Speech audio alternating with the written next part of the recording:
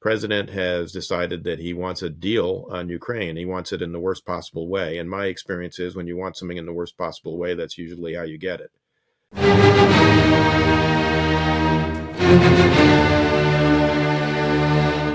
Welcome to Shield of the Republic, a podcast sponsored by the Bulwark and the Miller Center of Public Affairs.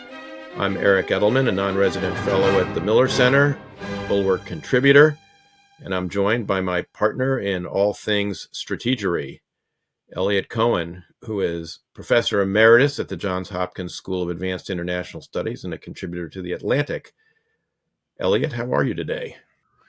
You know, as is always the case these days, personally, I'm fine and kind of appalled at the state of the world. I as we are about to get launched, and I know we'll talk about this more later on, I do want to note this is the third anniversary of the full-scale Russian invasion of Ukraine. We're taping this on February 24th. And I think, before we go on to talk about some other things, we ought to note the on the one hand, the horror and the criminality of Russian behavior and the truly extraordinary courage and patriotism of the Ukrainian people, who are not just fighting their fight, but are also fighting our fight, whether we know it and appreciate it or not.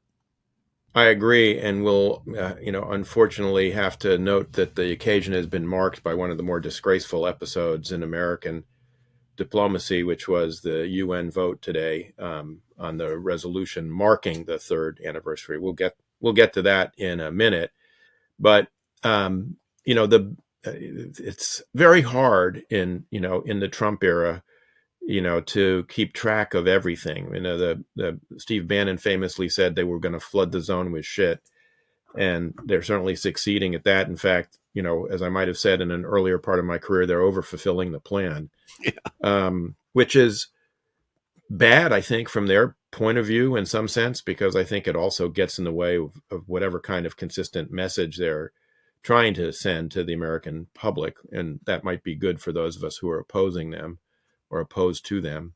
And it also means they're going to trip over themselves. I mean, they are tripping over themselves. For example, that it is sort of interesting to note that, that Musk sent out this completely outrageous demand to federal employees. Tell me everything you've done in the last week or you're fired. 5 bullet points, right? 5 bullet points.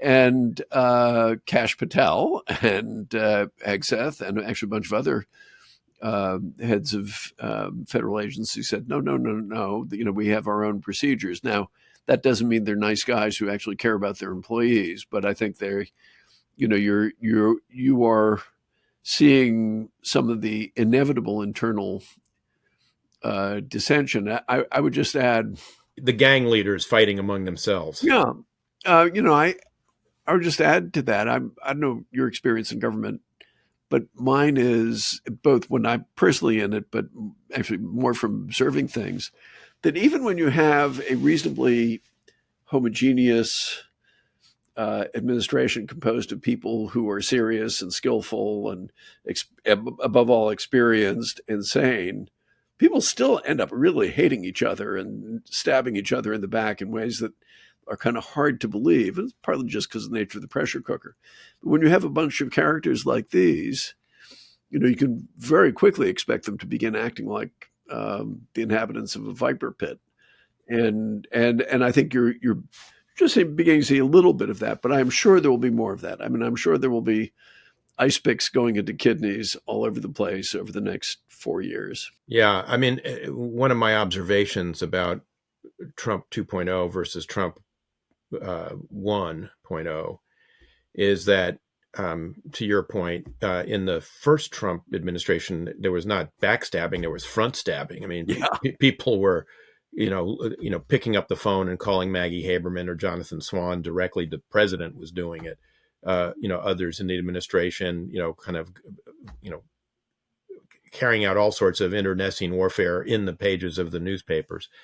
My sense is there's a little bit less of that kind of leaking, but I don't think there's any less of that kind of infighting going on. And we can actually get to that when we talk about the UN vote, because I think that there's some of that on display. But I wanted to really begin with the firings in the Department of Defense on Friday night.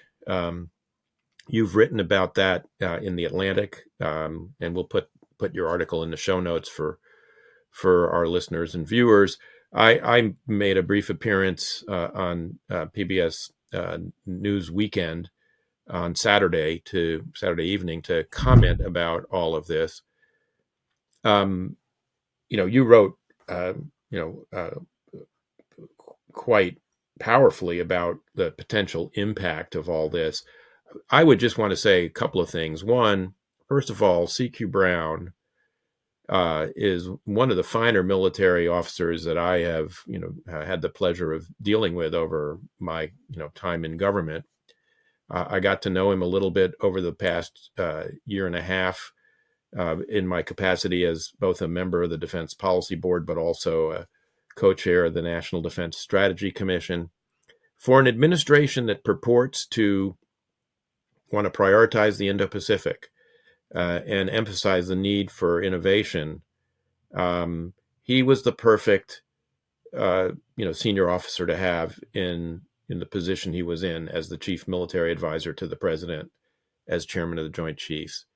I think it's put aside everything else, this is just an enormous loss for the Trump administration, but an enormous loss for the nation, and of course, a travesty and a totally unfair circumstance for General Brown, who's going to be fine because he's going to go on to other things and probably more lucrative things that'll take less of his time away from his family and allow him to enjoy more of his stomach lining as he ages. I'm saying this advisedly because I also know that he is a dedicated listener to Shield of the Republic. So I hope he hears what I just said, because I mean every word of it, and it is a real shame for the men and women of the U.S. Armed Forces that they've lost a leader like that. Yeah, so I obviously I completely share your view. I did have we're Sabbath observant, so I turn on the computer Saturday night and I read the news, and I sent a note to my editor at the Atlantic and saying, "Would you like me to write about it?" And then, like half an hour later, I just said, "I'm not going to be able to get to sleep until I write something." So I wrote a piece, which they turned around very quickly. The first and foremost, absolutely, he's. I've gotten to know him, and again in a number of contexts, as part of the Secretary of the Air Force's advisory group, and also some other work that I did for him and others. And what a fine officer! What a thoughtful, decent, cerebral, decisive. This is, as I said in the article, I've had 2 kids in military service in wartime, and when that happens, you look at all officers a little bit differently than one might otherwise do. You say, would I care to have my son or my daughter serve under this man? And the answer is, with C.Q. Brown, absolutely yes. So this was a terrible loss. I think he was. There were no grounds for his dismissal. And I want to talk about the dismissal too, because beyond CQ, there are a number of disturbing things here. I think he of course, had a target on his back from Peter Hegseth's book. I think some of this was this very dignified, very thoughtful address he gave when he was the head of the Pacific Air Forces right after the George Floyd killing or murder. We should put that in the show notes too, because it was a model. You could see there was restraint, but you could see anger. There was reflection on his experience as an African American who's had tremendous success, but has also known racial prejudice. It was the kind of statement that would bring people together. I think it actually played an important role in calming things down. I was a dean during that time, and people have forgotten just how fraught that was. And, one hates to say it, but, I think he may have been fired for being black. As Admiral Franchetti was fired for being a woman. Right.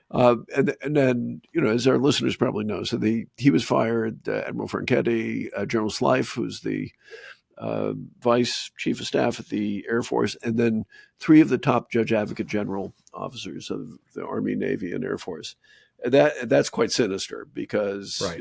As a colleague of mine just said, the first thing you do when you really want to take down the rule of law is you go after the lawyers. Right. And so I think there's there's a that. line in Shakespeare about that, right? First kill all the lawyers. Yeah, that was the Jack Cade, and there's a bit of a Jack Cade type there. So everybody go off and check Henry VI.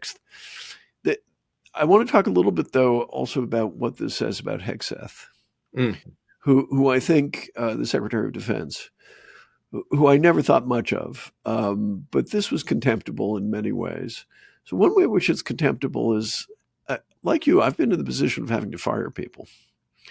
And I know if you have to fire somebody, you explain to them what you're doing and why, and you do it in person, if humanly possible, and you don't run away from it. So these guys did it Friday night, really sort of in the dead zone of news coverage. There was no explanation of it. It was not done in person. And that's the work of a coward. And maybe Hegseth is a physically brave soldier. I have no idea.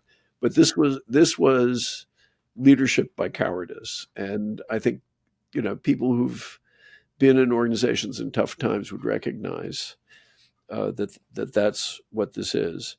I think one of the consequences of this is that although in general my view, even though I don't always sound like this, is you give people at the top of major government bureaucracies like the Defense Department the benefit of the doubt that at least they're trying to do the right thing, that maybe they're mistaken, but they're trying to do the right thing. Pete Hegseth deserves none of that. He will need to prove that he's not a bigot and that he's not a misogynist. He'll have to prove that he's not a white supremacist. One thing I went into in the article is, he has this tattooed on his bicep, Deus Vult, God wills it, which is a lot of the white supremacists have taken on board. And he said, oh, it's just the Crusader.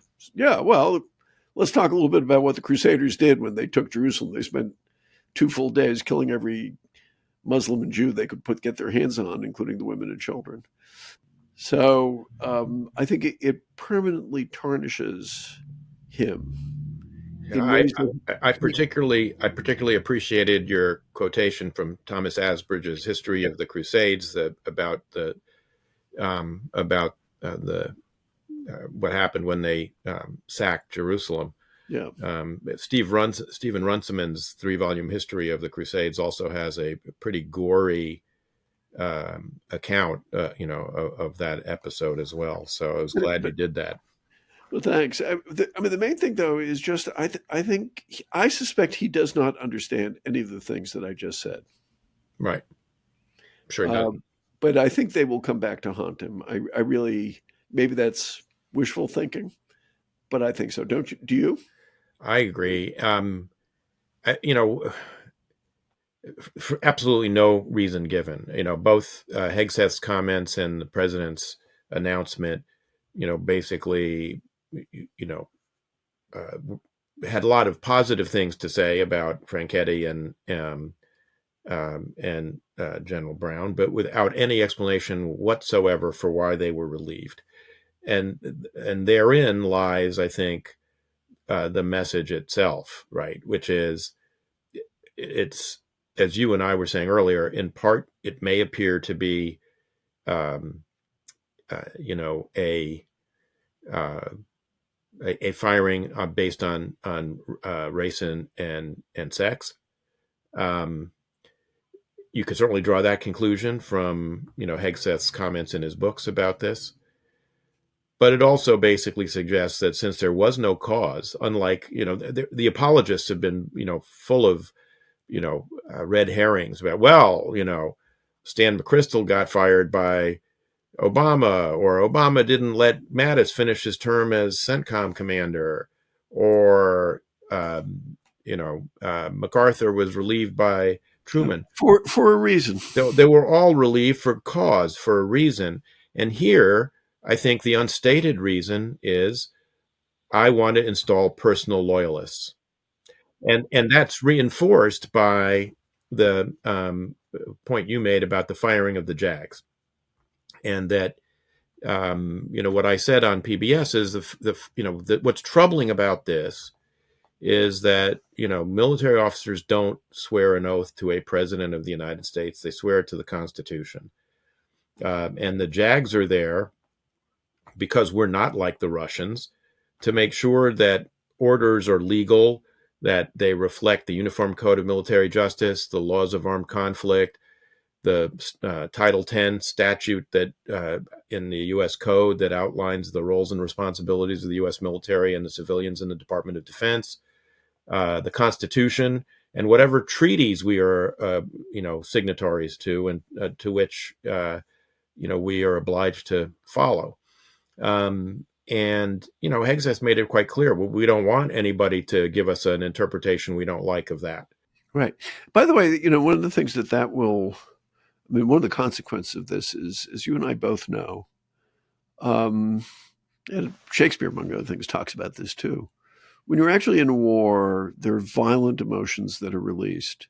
And this is why you have discipline, to prevent people from doing monstrous things so that, you don't become the thing you fight.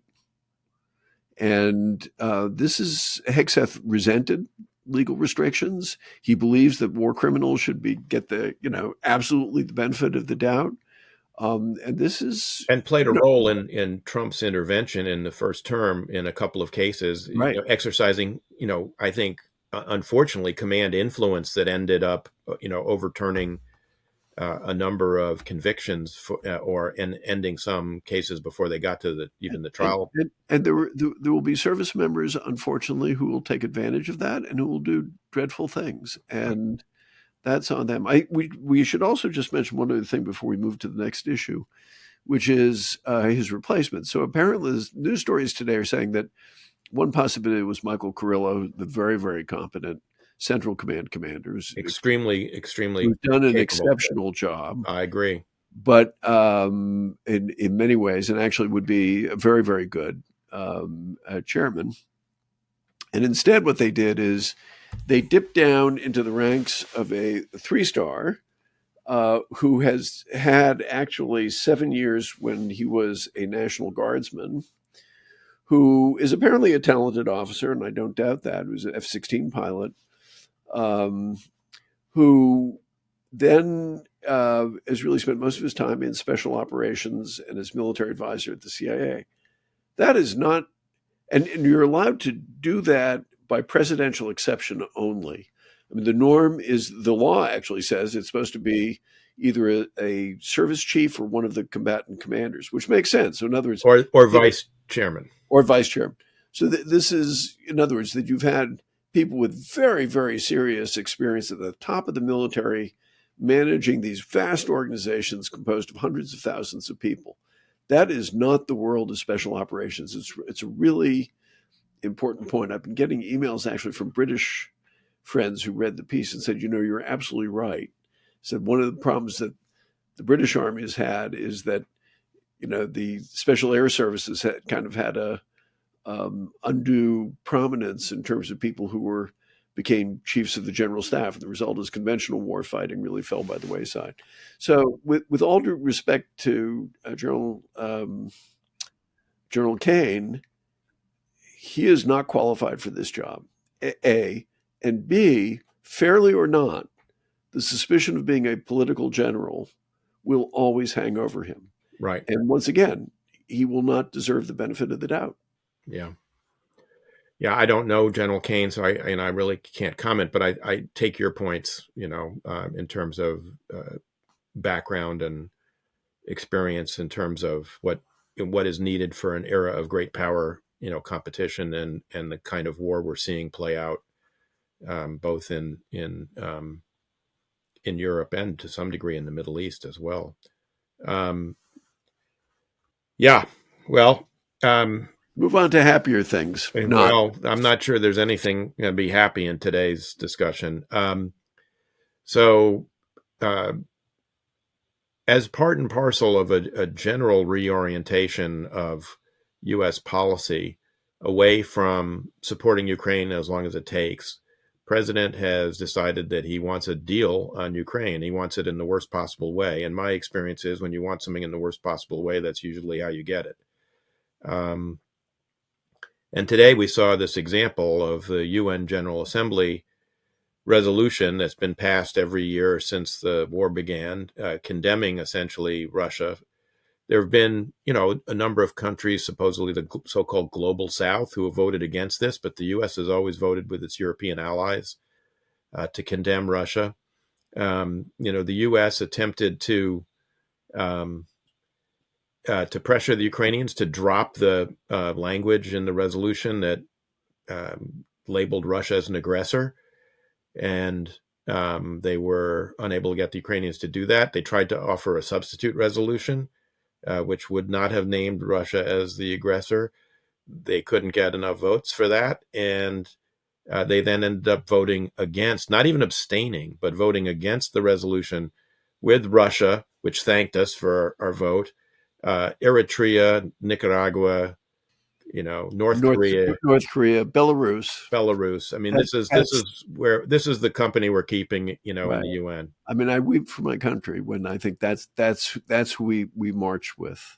Yeah. We march with those people. I mean, Disgraceful doesn't really capture the emotion one should feel at this. I agree with you. I think, I can't tell whether it's simply that they prefer the Russians, or that they've got the idea, and I think that may lead into a discussion of deals and making deals. That okay, this is the way you kind of sweeten up the Russians so that you can really get the deal that you want, as opposed to understanding that this is giving a concession, a huge concession, and damaging your moral credibility, as far out as the eye can see.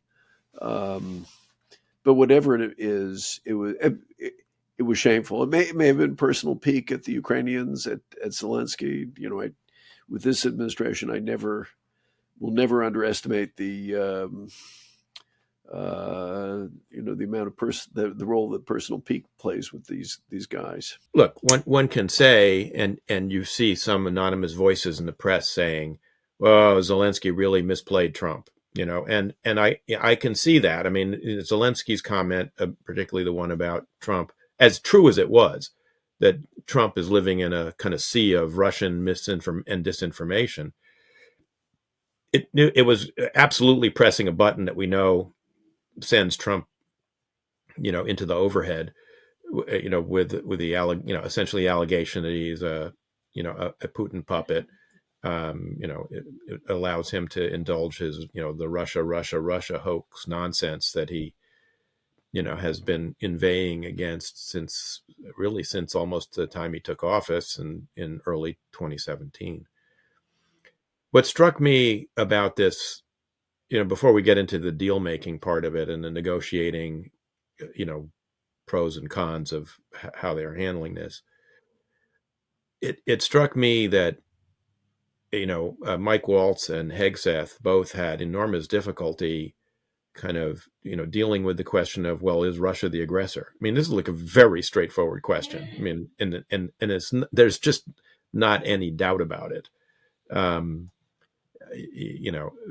Hegseth says, well, it's complicated. No, it's not.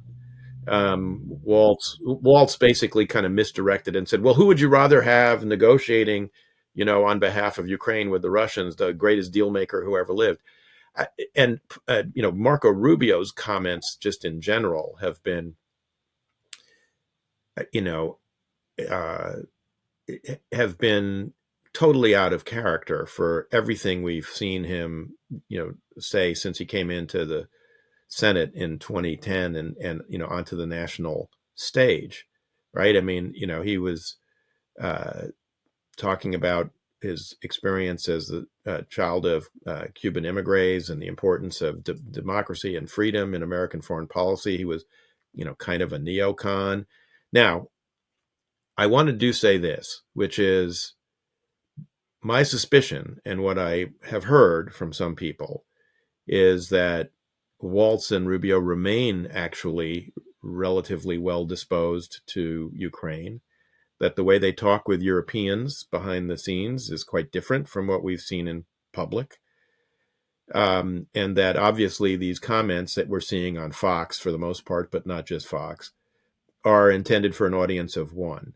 And it's in part because they're under unrelenting pressure from kind of the J.D. Vances, Don Jr.'s, Stephen Miller, Tucker Carlson's of the world, who want to extirpate any sort of vestige of the old Republican foreign policy establishment, and that they are under constant pressure to show their, Trumpist, America first, bona fides, which leads to this sort of, North Korean like, behavior when discussing the president. So I believe you, and I'm willing to believe that of them. But this may be, that's not an excuse, by the way. This is just an explanation. But here's the the moralist or the theologian in me. I think first there's some lines you just don't cross, and I don't think you or I would ever cross that line of saying something vile to please Mr. Big or Mrs. Big, and say something else otherwise. I mean, that's not worth it.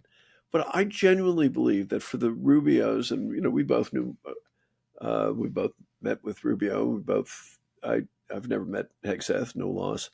But I knew Mike Waltz a little bit, and I'm sure you did as well.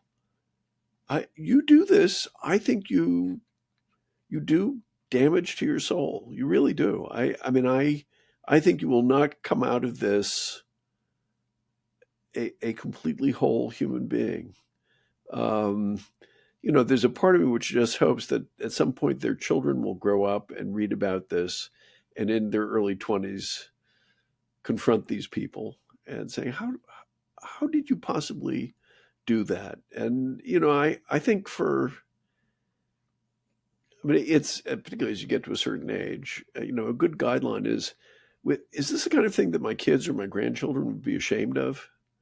And for sure, this will be one of those things where the children and the grandchildren, if you've brought them up in any way decently, should just say, God, I can't look up to Dad or Grandpa anymore. And, which is about as devastating a thing as you can think. Yeah. We should talk about the negotiating tactics here.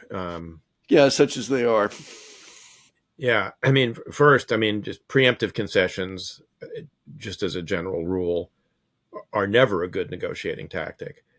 They're particularly bad negotiating tactic with Vladimir Putin, I think. And I think it's just encouraging the Russians to actually, it's going to have the opposite effect of what they anticipate. I don't think that, either this vote in the UN or all these preemptive concessions about saying what we don't think will happen or what we don't think can be negotiated. And they've tried to walk it back a little bit.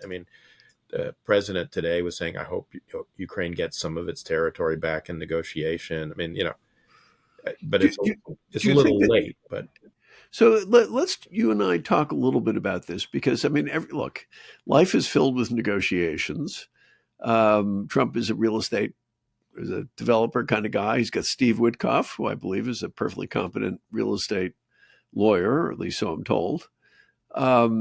And I think it might be interesting for our listeners to talk a little bit about how negotiation in the international realm, and I would say particularly negotiation over war, is different and is played by different rules. One part of which is something you and I have talked about over time. There are times when you don't negotiate, when the act of negotiation is in itself a concession. For me, with me, it's a little bit like, what's his name said about Plato? Wherever I go, I meet Plato coming back. Wherever I go, I meet Winston Churchill coming back.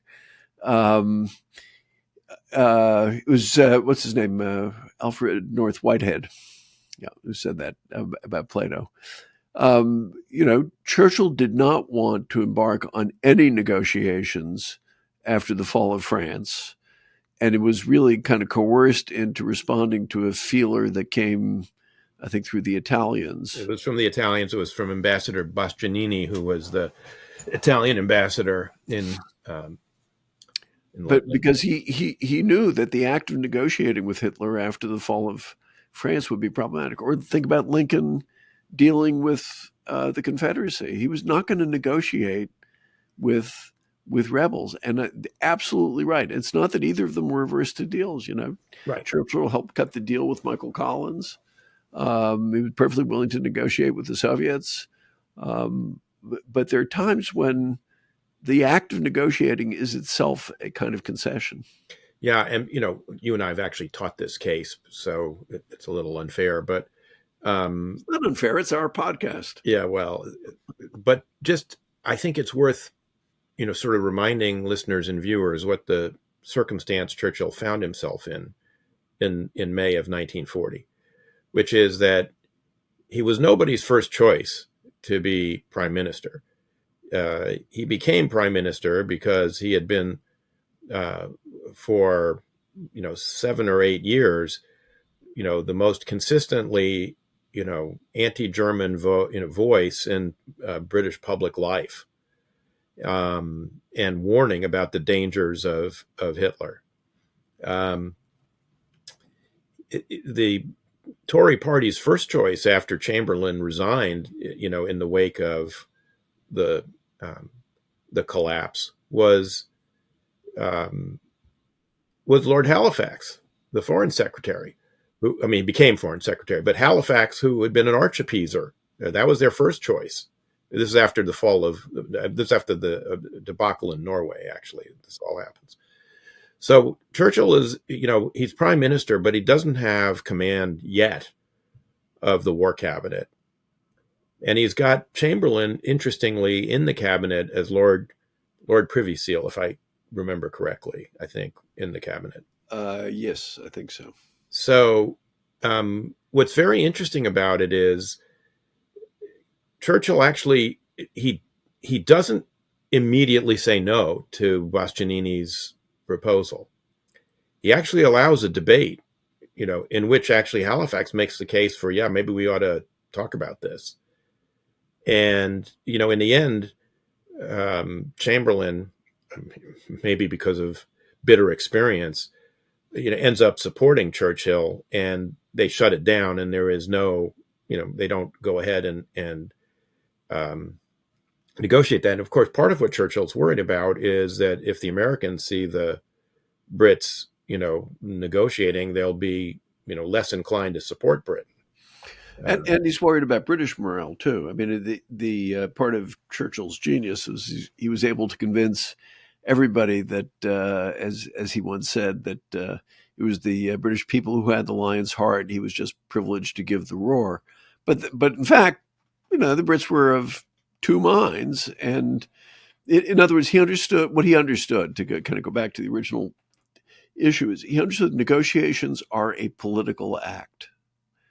They're not about deals in the sense that buying a house or building a building. They're about politics, and they have repercussions. So I suspect that this UN vote looked trivial to people in the White House, or something where some peak wouldn't matter, not understanding this is a major political act that you've just committed.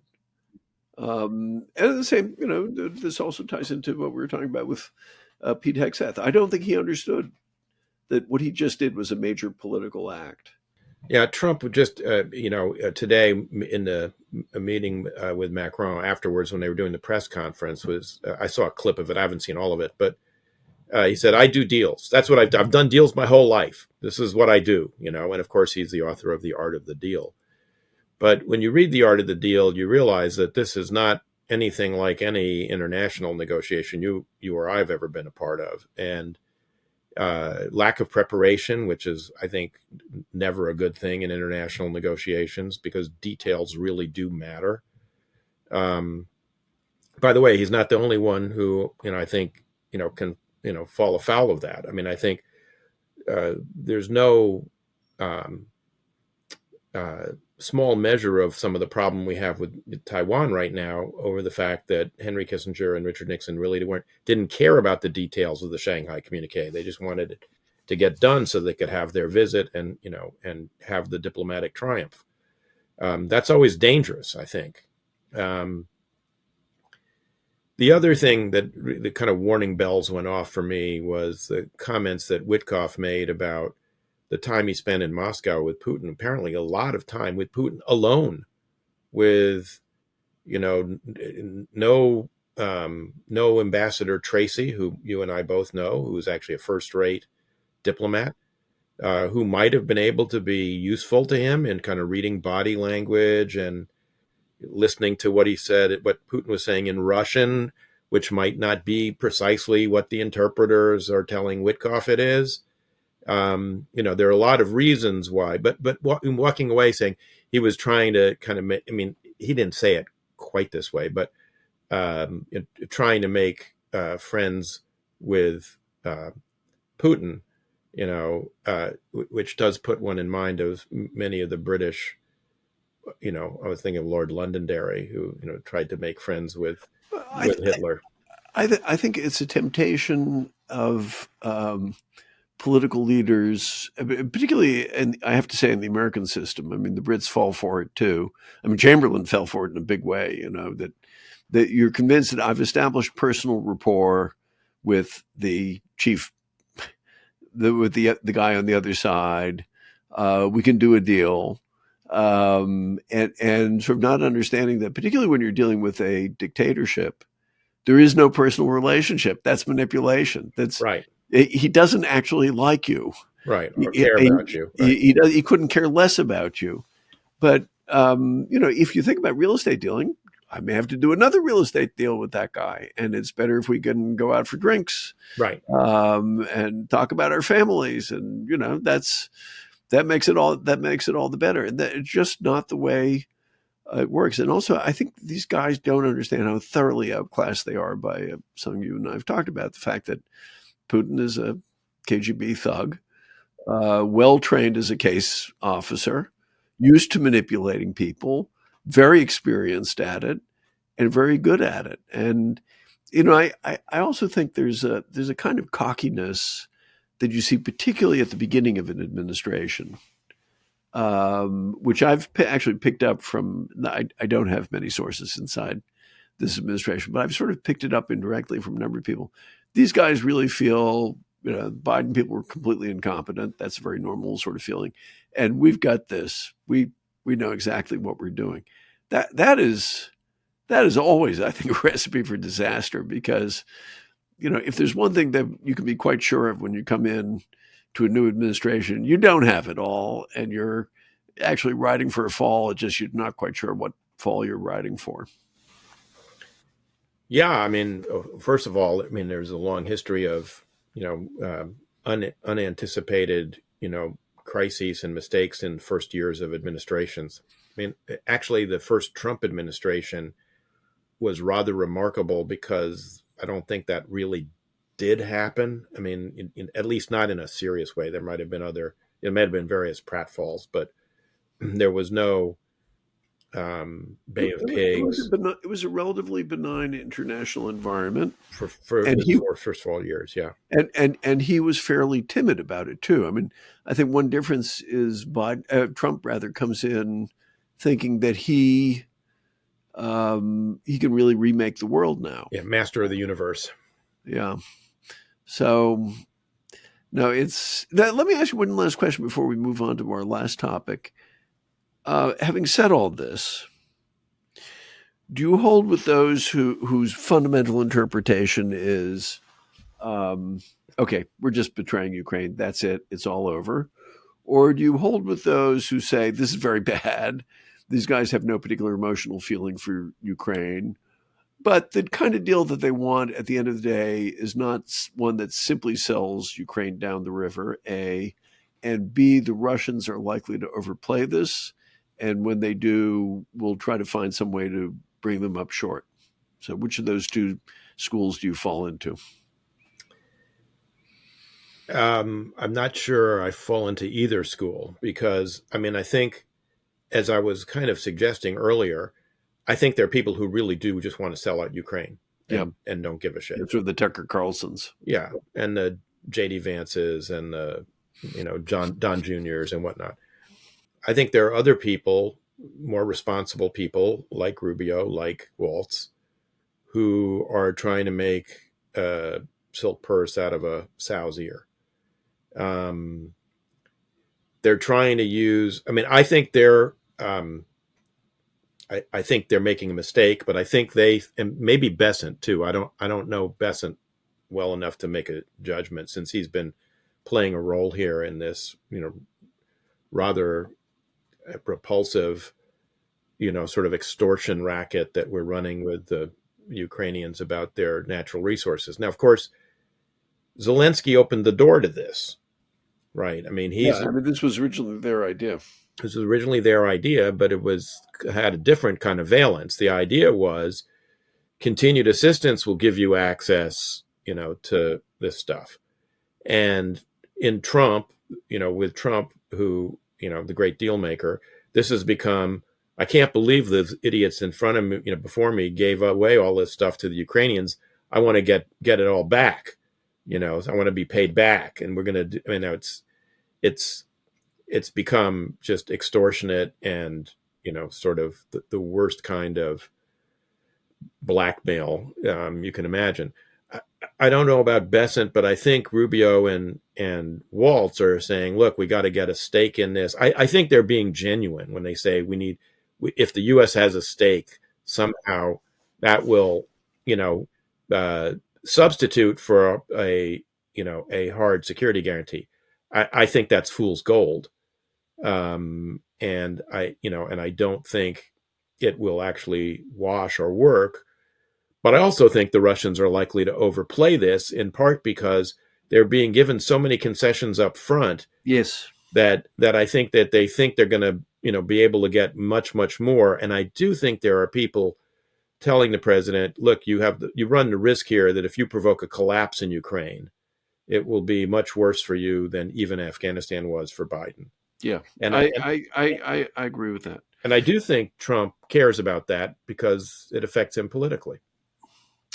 So, okay, dealt with that one. Now, I guess I should explain to our listeners that, you and I almost invariably see eye to eye with just, like a 2% difference, which is enough to sustain a podcast for how many years now? We're coming up on 4. It's unbelievable. But there has been an area where you and I have been disagreeing, although I think we're gradually coming to a meeting of minds. We're kind of pulling open the curtain of the green room of Shield of the Republic. And that is, how seriously should we take some of the ideas and some of the ideologies that are floating around the Trump world? And I'll give my take, you give yours, and let our listeners judge with an unjaundiced view. So my view is, a lot of this is crazy, and a lot of it's and certainly dangerous.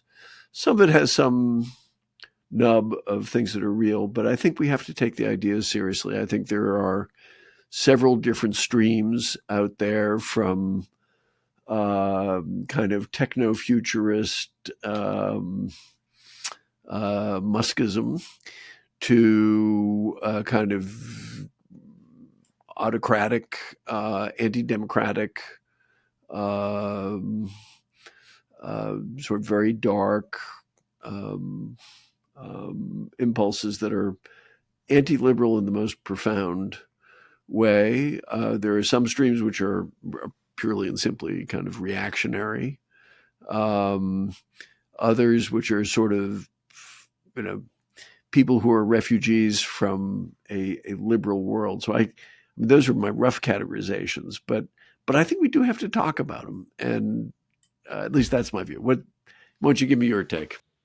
So I think that the problem begins, the fish rots from the head, as I'm fond of saying. The problem begins with the fact that Donald Trump has no ideas other than self-aggrandizement and feeding his limitless vanity. So I don't think he's particularly motivated by any ideology per se.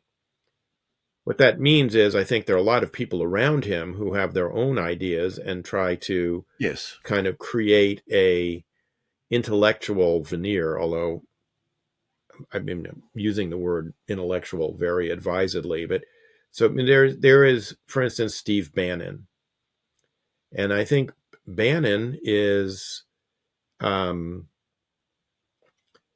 clearly influenced by, and again, this I think is from his own mouth, by European writers who were plainly fascist. Yeah. He told our colleague and friend, Gerard Darreau, the former French ambassador here, that he was a huge admirer of Charles Maurras, the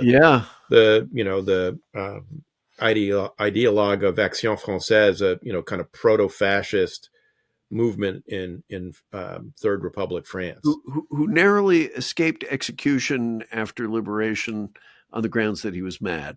Right. So he I mean, my doctoral dissertation is about U.S. policy towards fascist Italy. I know a little bit about Italian fascism. He even found Italian fascist writers that I found obscure, Julian Nevola. I mean, it's a sort of extreme right of the fascist party, because the fascist party under Mussolini actually had kind of left and right factions. So I think Bannon is sort of, comes out of a kind of really kind of traditional European, far right kind of bent. And then I think there's this other current, which is kind of, you were talking about, as techno-futurist. I would call it techno-monarchist. This is, Curtis Yarvin, Bronze Age pervert, Costa Alamarayu. And these people, I think, are, half-baked Nietzscheans who favor kind of red Caesarism or some kind of technological dictatorship. Peter Thiel has said democracy has failed multiple times in public. I mean, I think these ideas are like very half-baked for the most part, but very, very dangerous. I mean, half-baked Nietzscheanism, can kill you. Can kill you, as we saw, in Europe in the mid-20th century. Yeah, I think that's right. I think, though, I mean, there's another dimension to it as well, which is, I mean, I agree with you. Trump is, in a certain respects, an empty vessel, other than his own, vanity and vindictiveness. But I also think there are plenty of people who are more than happy to use him. Sure. And who do use him. So someone like Russell Vought, the head of OMB, right, is, absolutely a zealot. And that's a Christian nationalism that's even separate from what we've just been discussing. Exactly. And I think the Christian nationalism, was it as the Seven Mountain ideology, which is that the Christian nationalists have to capture the seven mountains of society, academe, industry, and a bunch of other things. But I think those people have real ideas. Some of this got spilled out in Project 2025. I don't know how much of that is Christian nationalist, how much of it is, and some of what they're doing is they're tapping some very old strains of American. I don't even like to call it conservative thought, because it's not really conservative. It's sort of fantasizing about a world that didn't exist, but which is associated to some extent with the South, particularly after the Civil War, but it was there even before the Civil War. And I think those people are consequential because they have Trump's ear, at least for now. And I think, I mean, the figure who is most concerning in all this is J.D. Vance. I mean, Musk and Vance are the two most concerning figures. And I think, Musk is the sort of Peter Thiel techno autocrat. And with Vance, I think it's a very dark view, which is partly religiously informed, I think. So you're kind of wrinkling your nose. I'm just saying our colleague on the Bulwark, Tim Miller, kind of has noticed that, that J.D. Vance was a Catholic for about a nanosecond before he started opining on Thomas Aquinas and got reproved by no less than the Pope. So yeah, but J.D. Vance is going to be around longer than the Pope. Yeah. Point taken. And I think he's not an intellectual, but I think he fancies himself one.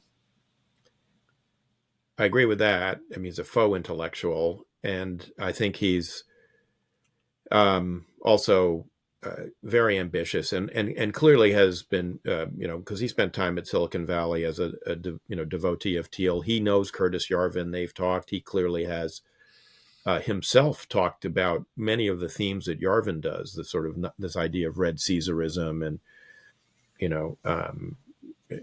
destroying the thing that unites all of these different things. By the way, is fundamentally their anti-liberalism. Yes, I mean they are all opposed to liberal democracy and essentially to the system that the founders established. I mean, it's profoundly anti-Lockean. Yep. It's anti-enlightenment, and it is antithetic ultimately to the founding. I mean, it is striking how little they talk about the Constitution. I mean, other than the kind of zealots for a unitary executive, which basically the president gets to control absolutely everything in the executive branch. But they actually don't talk about the founding very much. I mean, and which is a departure in some ways. Yeah, I mean, it's a longer conversation, but I mean, some of the advocates of the unitary executive, for instance, in the Bush administration, a lot of people said, "Oh, this goes back to Bush 43 and the unitary executive, and et cetera." A lot of that, had to do with the role of the president as commander in chief in wartime, and it does not apply to what's going on now. In my opinion. That's true, but I do. This is one where I think there's a call for some Republican soul searching because I remember a lot of these discussions, and there's long been a celebration of executive power. I think particularly because it looked like the Republicans had a kind of a structural minority for a very long time, right, in Congress. Fair, and a lot of it grew out of some of the experiences, post Vietnam, where Congress was imposing a lot of restrictions on the presidency. What's so striking about the current moment is, have you heard from Congress recently? No. I mean, the Congress has just kind of vanished. It's not doing anything to protect its own prerogatives. What is the most single greatest power that Article 1 confers on the United States Congress? It's the power of the purse. Right. No, it's actually it's quite incredible how supine they've been. Is it that going to be that way forever? I don't know. I hope not. I mean, because otherwise our constitutional system will be, it's already out of balance. It'll be even more out of balance than it already is. Well, I would say that what we should do is we should probably bring in somebody else who can talk about the ideas that are here and what the intellectual movements are, because at the end of the day, ideas do matter, even crackpot ideas. One should be very wary of just writing off crackpot ideas and saying, "Oh, those people are nuts," because sometimes the nuts are in power. Yeah, I mean, it's What was that famous line? Somebody pointed at Trotsky in some cafe in Switzerland, said, "Who's going to make the revolution? Mr. Bronstein over there?" Oh, yeah. Stranger things have happened. Yeah, I mean, the Bolsheviks, were a minority actually, in the Constituent Assembly when they seized power. So, well, actually, this is, as you know, I've been on a Solzhenitsyn kick for a while. Do you remember reading Lenin in Zurich? Yeah. I mean, and one of the points that he makes is Lenin is this kind of ridiculous figure in a certain way with these kind of kooky ideas. The only problem is he ends up running the Soviet Union. Right. Well, on that cheery note, God, I hope things get better, Eric. You and I both are gloom and doom, but I'd like a little ray of sunshine. When you see one shining in your window, call me. Will do. All right.